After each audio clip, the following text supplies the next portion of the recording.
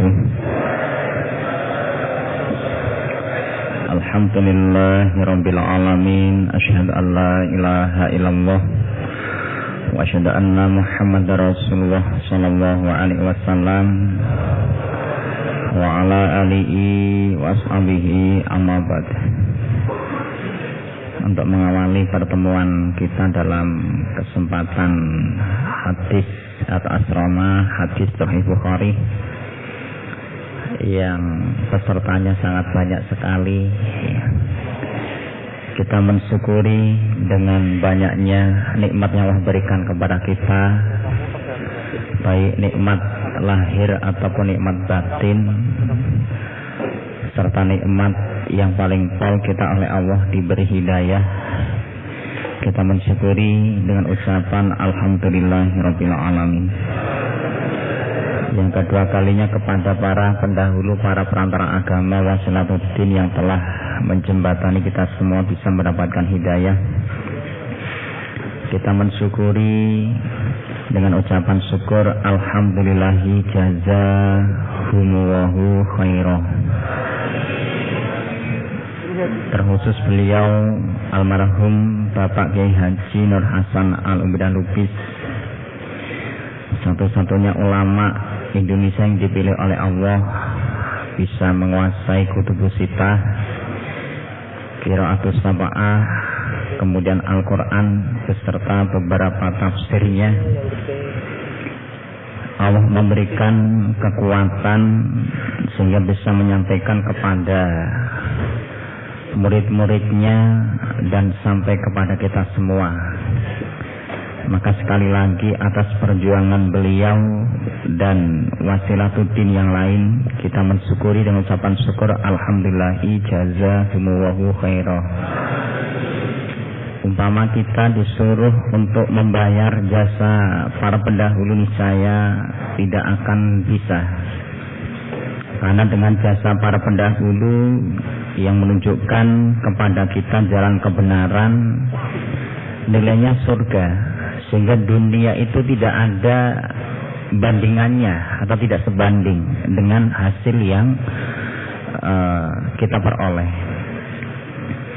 Kemudian yang ketiga kalinya kepada siswa dan siswi dari berbagai penjuru Nusantara atau bahkan dari mancanegara, tentunya mengacu dari surat At-Taubah. Allah berfirman, bismillahirrahmanirrahim, falaula nafara min kulli firqatin minhum ta'ifatun liyatafaqahu fid-din wa liyundaru qaumahum idza raja'u ilaihim la'allahum yahdharun.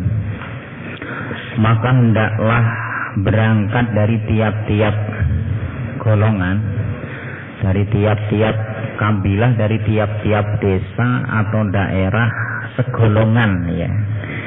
Ta'ifatun liyatafaqahu fid-din, beberapa orang supaya berangkat untuk mencari kefahaman agama dan supaya menakut-nakuti pada kaumnya, orang sedaerahnya, nanti setelah dia pulang, la'allahum yahdharun, supaya mereka kaum itu takut, maksudnya mengetahui kewajiban-kewajiban yang telah Allah perintahkan kepada manusia serta menjauhi larangan-larangannya. Maka dalam ayat tadi liyatafaqahu fid-din, dalam riwayat Sahih Bukhari nanti kita akan jumpai atau sudah lewat, ini kitabul ilmi ya. May yuridillahu bihi khairan yufaqihu fiddin. Barang siapa yang dikehendaki oleh Allah baik, maka dia akan diberi kefahaman agama. Oleh Allah akan difaqihkan. Kemudian dalam penjelasan sarahnya Sahih Bukhari dalam kitab Fathul Bari, wa mafhumul hadis anna lam yatafaqahu fiddin ayata alama qawaidal Islam wa ma yatasilu biha minal furuq faqad hurrimal khair. Pengertian dipahamkan dalam urusan agama, wa mafhumul hadis, jadi kefahaman atau intisari dari hadis tersebut.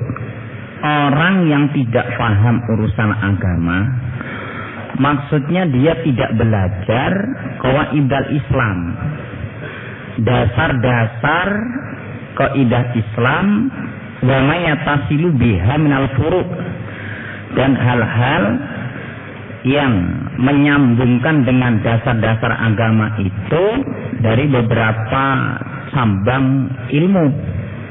Maksudnya Al-Quran dan Al-Hadis itu isinya semuanya, kalau dia tidak mau belajar dasar-dasar agama, maka sungguh dia dihalang-halangi dalam kebaikan. Maka apabila orang itu menghendaki kebaikan, supaya mencari kefahaman atau supaya mencari ilmu, sebab ilmu itu lebih dibutuhkan oleh manusia dibandingkan makanan.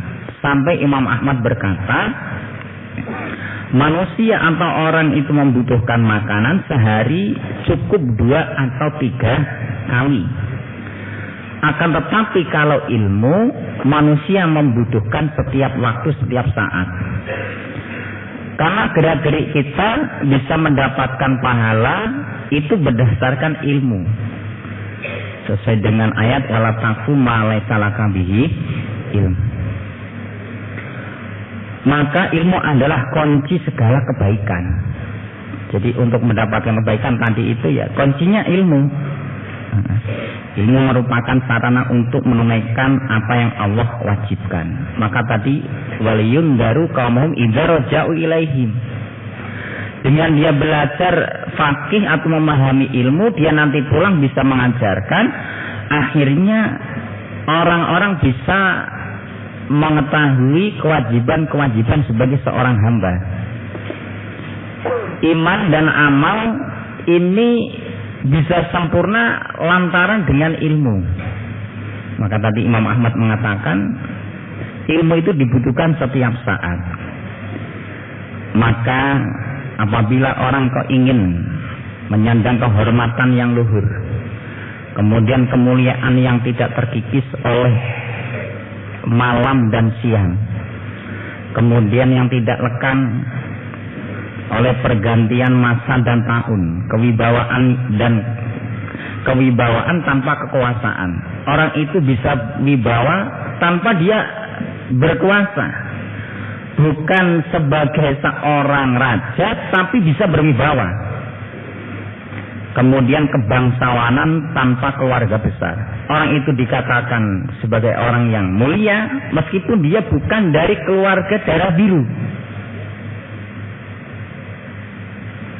Kemudian banyak pendukung tanpa upah, pasukan tanpa digaji. Yaitu orang itu meski berilmu. Apabila dia berilmu, orang itu akan orang-orang dengan sendirinya, karena Allah di situ menjanjikan yarfa'illahu ladina amanu minkum waladina utul ilma darajat. Ini derajatnya oleh Allah akan diangkat. Keluhuran derajat itu dengan sendirinya apabila orang itu berilmu. Alhamdulillah, jazakumullahu khairan. Muga-muga paling manfaat dan barokah. Kita mensyukuri ya atas kesemangatannya dengan ucapan syukur. Sekali lagi alhamdulillah, jazakumullahu khairan. Tentunya di dalam kita menuntut ilmu tidak lupa ditata niatnya karena Allah. Sebab ancaman dalam riwayat Tirmidzi, Nabi bersabda, man talabal ilma liyujari bihil ulama. Barang siapa yang menuntut ilmu tujuannya untuk menyaingi para ulama. Aw liyumari bihi sufaha, atau untuk membodohi orang-orang yang bodoh. Kemudian wayasrifu bihi wujuhanas ilaih. Dia bertujuan supaya mendapatkan kehormatan, tujuannya ngono. Jadi bukan karena li'i'la'i kalimatillah, untuk menjadikan amal jariyah yang selalu mengalir pahalanya. Kalau kita melihat dalam riwayat Ibnu Majah, inna mimma yalhaqul mu'min min amalihi ba'da mautihi, termasuk ilman alamahu wa yansyurahu. Meskipun orang itu sudah mati, tapi pahalanya akan terus selalu mengalir, yalhaqahu, akan menyusul meskipun dia sudah mati, min ba'di mautihi, termasuk ilman alamahu wa nasyarahu. Ilmu yang dia dapat dengan cara belajar, kemudian dia sebarkan, diajarkan dan disebarkan. Ini akan menjadi amal yang selalu pahalanya mengalir. Maka jangan sampai salah niat. Apabila salah niat, wa yasrifu bihi wujuhanas ilaih adkhalahu nar. Allah mengancam orang tersebut akan dimasukkan ke dalam neraka. Maka semuanya supaya dipun niati dengan niat karena Allah. Jangan sampai kita menjadi orang yang merugi. Dalam riwayat Ibnu Asakir, Nabi bersabda, asadunas hasratan yaumil qiyamah. Lebih sangatnya penyesalan pada hari kiamat, manusia yang paling menyesal, jadi celaka yang kuadrat, sangat celaka, rajulun amkanahu talabul ilmi fid dunya falam yatlubhu. Seorang laki-laki yang diberi oleh Allah kesempatan untuk belajar, tapi dia enggan untuk belajar. Ini termasuk asadunas, orang yang paling hasrotan, ya, asadunas hasrotan, orang yang paling nanti nelongso, nanti akan menyesal. Kemudian yang perlu diketahui, di situ Imam Muhammad bin Sirin berkata dalam Muqaddimah Muslim, di antaranya sebagian dari makolahnya atau ucapannya, inna hadzal ilma dinun, sesungguhnya ini ilmu adalah agama. Artinya kalau bicara ilmu, yang dimaksud di dalam Islam itu urusan agama. Ilmu ini urusan agama, urusan yang sangat penting. Maka fanduru aman takhuduna dinakum, kalian supaya melihat dari mana kalian mengambil ilmu itu. Jadi kalau urusan agama ini harus ada dasarnya. Ini mengacu ucapannya Abdullah bin Mubarak, bahwasanya al-isnadu minad-din, walau al isnad laqala man sa'a masa'a. Jadi isnad atau sandaran guru kita itu bagian dari agama. Seandainya tidak ada sandaran guru, maka orang akan mudah berkata sesuai dengan apa yang dia inginkan. Maka menjadi penting sandaran ilmu yang kita dapat. Sebagaimana dikatakan oleh tadi Muhammad bin Sirin, inna hadzal ilma dinun fandu amadahuduna dinakum, kalian harus melihat dari siapa kalian mengambil ilmu itu. Dan diterangkan dalam makalah yang lain, al isnadu silahul mukmin. Isnad atau mata rantai sandaran guru itu silahul mukmin, pedangnya orang iman. Wa malam yakun lahu silahun fabi ayyi'in yuqatilu. Ketika orang itu tidak punya silah, tidak punya pedang, maka dengan apa dia mau berperang?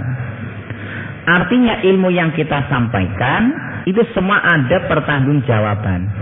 Maka ketika kita menyampaikan tanpa ada dasar sandaran guru yang jelas, ketika kita ditanya kamu mendapatkan keterangan itu dari siapa, kita akan kesulitan.